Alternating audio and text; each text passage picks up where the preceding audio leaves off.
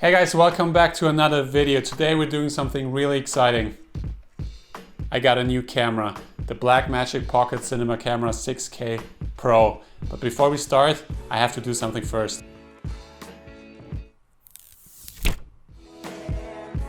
That was so satisfying. Let's start the video.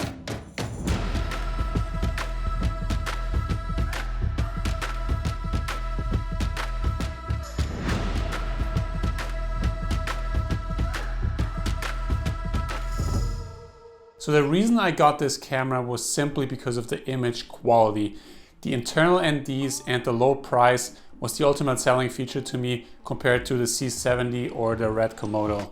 And the image quality is just so much better than from the A7 III. That's the camera that I was using. And it doesn't have that digital look to it. I don't know, there's something about this camera that makes it really cinematic.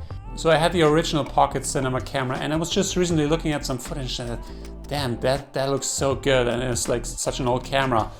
That's why I got the new Blackmagic Pocket Cinema camera, because of the image quality. So I will still be using my A7 III for quick pace environments or for projects I need autofocus for, but for music videos or narrative work, I will always use my new Blackmagic Pocket Cinema camera. So for the sensor and the image quality, there's actually not an upgrade from the original 6K, but it has the new color science already, which the other cameras, the 4K and the 6K, will also get in the future with a firmware update. But I have some sample footage at the end of the video so you can look how the 6K Pro looks. So all the upgrades from the original 6K are physical. It has now a tilt screen which tilts up and down. It has now internal ND filters, which I really like, which was also a really big selling feature for me. And you can also get a viewfinder if you want to. It also has bigger batteries, the Sony NPF series batteries, which I'm gonna test out right now and see how long the camera lasts on that. So because the biggest issue with the Pocket Cinema cameras in the past was the horrible battery life. So that's why I'm testing it out for myself now. I put in a fully charged brand new battery and I'm recording at room temperature with a screen brightness of 50%. And I will just record and let it run, and we'll check throughout the video how long the battery lasts. So let's start it up. So when you open the box, you get your stickers and you also get a studio version of DaVinci Resolve 17. Then you get one battery, a charger and a camera strap. And then underneath, what's really important is the camera. So when you hold it in your hand, it actually feels really big, but the grip is kind of nice to hold it. What I have to say though is the body is made out of plastic and it feels a little cheap. I mean, considering the price, I mean, it is a cheap camera, but it feels like, in the first impressions, it feels like more like a toy to me, like, because it's made out entirely out of plastic. But this is a slight con because it doesn't feel as robust, but we'll see. Time will tell how this holds up when I shoot out more in the field. So even though I prefer a box design like the Komodo or the C-Cams, I really like how this camera holds, and it actually doesn't feel awkward when you hold it like that. When you add the battery grip, and the Sigma 18-35 is actually pretty heavy compared to my Sony camera. You also get a brighter screen, which I think is now 1500 nits compared to the original 6K, which I think is around 400 nits.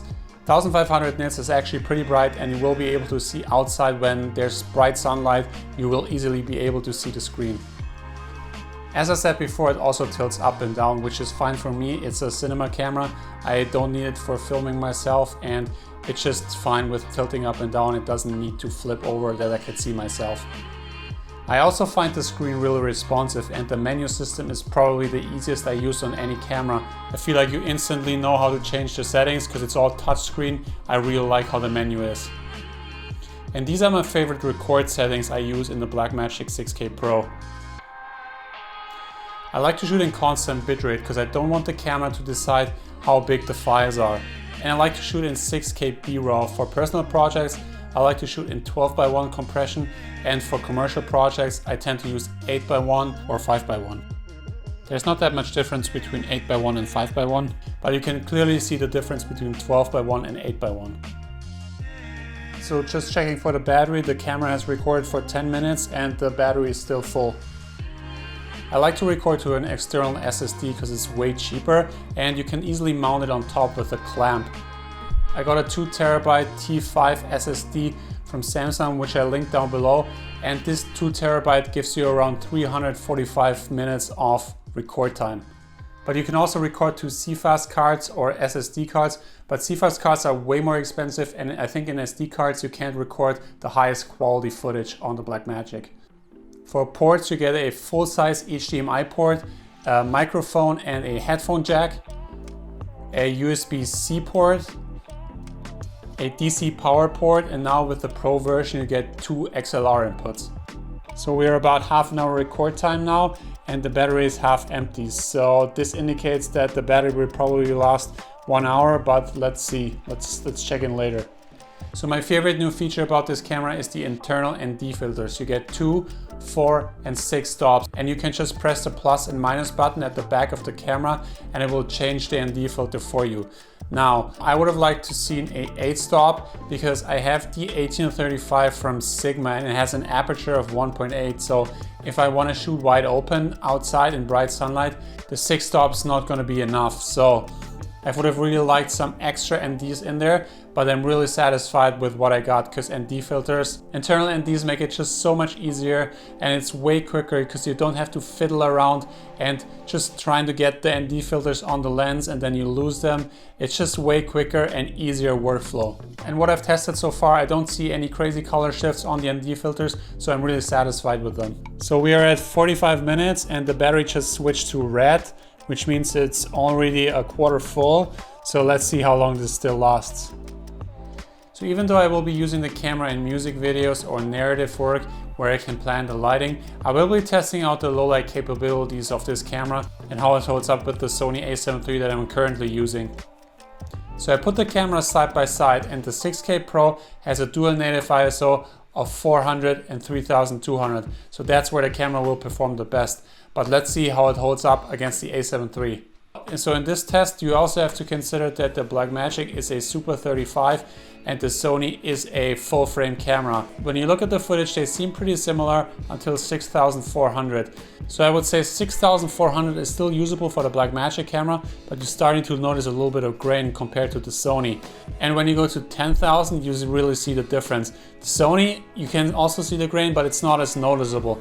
And then if you go to the max ISO of 25,600, it's just like not usable anymore. I would say the Blackmagic is usable until 6400, and if you really want to push it until 10,000, but as I said, I will use the camera on projects where I can control the lighting and have time to get the exposure right. The Sony, I would say, is superior when it comes to noise performance, so when you shoot run and gun stuff, I would stick to the Sony. So we're over an hour now and the camera's still running, so just let it run and see when it shuts off, and then afterwards I'm going to check if the clip is still usable, because I read somewhere on the internet when the camera shuts off while it's still recording, you can't use the clip because it's going to be corrupted. So I'll check on that if you can still use the clip when the camera shuts off. But now enough with all this technical stuff. Let's go outside and see how it performs in the field and how the image quality looks.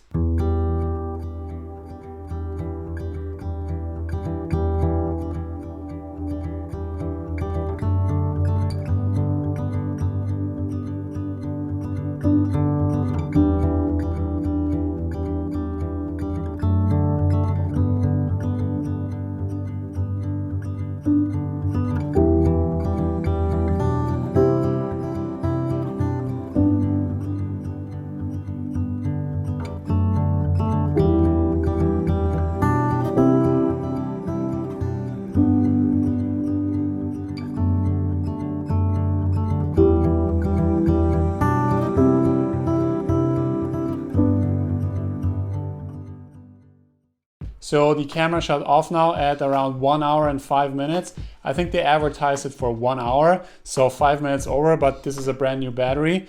But still, this is really good battery life considering the big screen. And I also have the battery grip, which should give you 3 hours of battery life then. And you can also hot swap, so you can just take the grip off, exchange the battery, and the camera is still recording, and it gives you, if you have enough batteries, unlimited battery life if you want to.